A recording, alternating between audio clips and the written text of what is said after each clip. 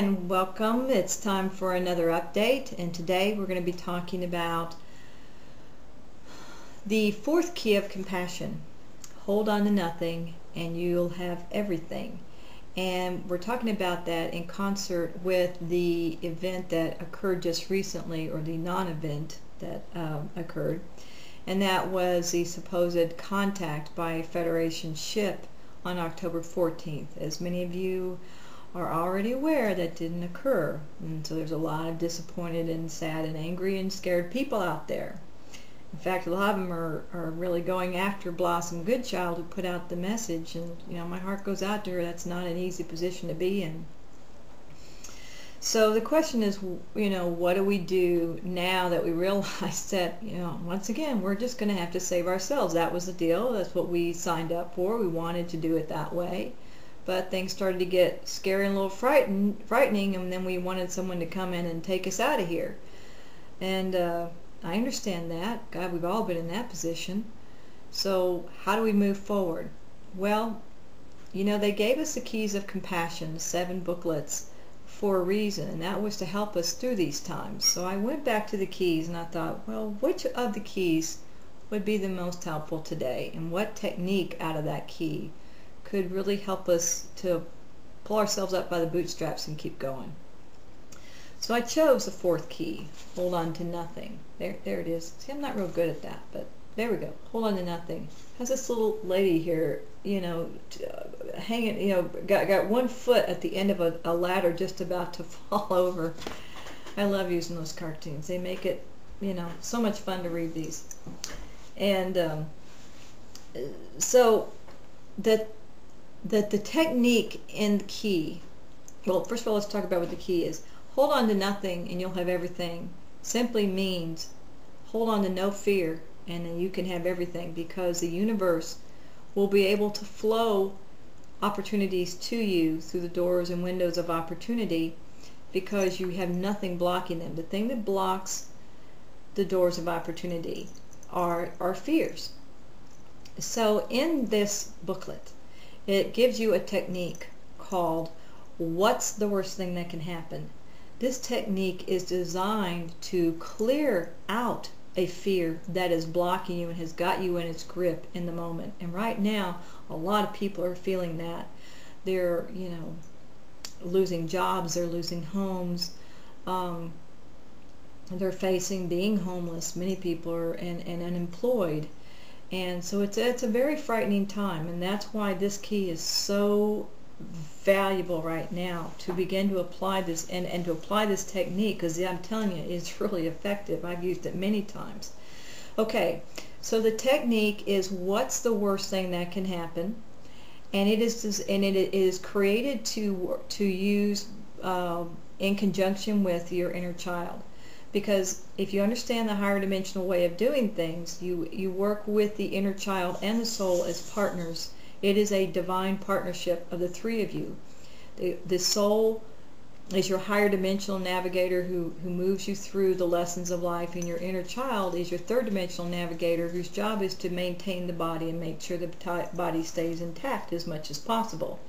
Your job is to be the one in the driver's seat and to know how to work with the child so that you are staying alert and grounded, so that you stay out of harm's way. You don't walk across the street during 5 o'clock rush hour traffic without looking both ways. But at the same time, you're following the soul because you want to make those leaps of faith and you want to work through your fears. That noise is my kitty. See, my kitty's right here. Look, there she is. Say hi. That's Izzy. So she's making the noise over here. So anyway,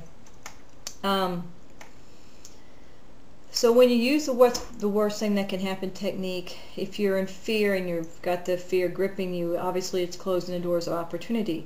So in your mind, you sit down with your inner child and you say, what's the worst thing that can happen if we end up homeless and on the streets with nothing to eat and no job? And you work it all the way through. Well, the worst thing that can happen is you might starve. Well, what's the worst thing that can happen if I starve? I'll die. Well, what's the worst thing that can happen if I die? This is where the real key comes in to releasing the fear. If you understand from the higher perspective that the soul is immortal, it never dies. The body might die, but the soul doesn't. and that the inner child is the animated version of the soul's library. So when the body dies, that library remains. It's you know, it's holographic. It never dies. It's immortal like the soul. So what the child really wants to know is that it will continue to live, and that there will be another incarnation, and that it will have another parent again. And every time you incarnate, the conscious you becomes the parent of the library at that time.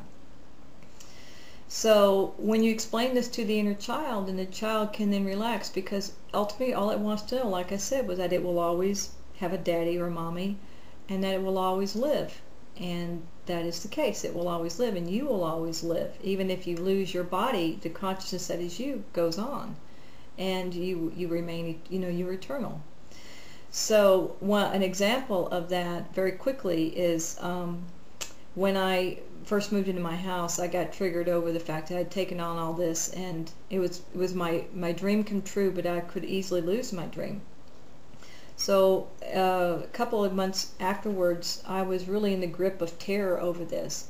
So one day I had to sit down and go through this technique with my inner child, and I realized that my greatest fear was not dying. My greatest fear was being cold and having to live on the streets and having to take a cold shower in the winter. That was my greatest fear. That to me was like death. So I went through that with my inner child, and I go, well, you know, the worst thing that can happen is we would be cold, but we would survive it. And then I started thinking about all the good things about being homeless, and I knew about those because one of my older brothers went from being having a great income and a wonderful life as a software developer to one day deciding, after his marriage collapsed, to go be homeless because he was tired of the rat race. And he found out within a few months that being homeless wasn't as bad as he thought it was, and you know, he could live in his car. Well, I could live in my car. And yeah, it's not always convenient, but then having the shackles of the rat race are also not always convenient as well. You know, freaking out over how you're going to pay the mortgage is not always convenient. So there were trade-offs, but he found out that overall he preferred being homeless and having that freedom from all those shackles and responsibilities over being encumbered like he was before in his previous life. And he could come and go as he pleased, and you know, see the world and see you know, and he was very happy. So I realized that it isn't that bad a deal. And so once I got over that, I relaxed and realized, you know, that could actually be an adventure, and it could be cool in its own way. So I released my fear, and as soon as I released my fear, I noticed that new opportunities started coming to me, new ideas, and here I am a year later. So what's the worst thing that can happen is, I think, one of the most perfect tools that we can all be using right now as we move through these great fears of losing all these things that we think we need, and realizing that there are alternatives out there that we have never explored that actually would set us free if that's where we're supposed to go. So hopefully you will apply the key. You'll learn more about it. It's in the 7 Keys of Compassion, the 4th key, and let me know how it works for you, and I'll talk to you next week. Bye-bye.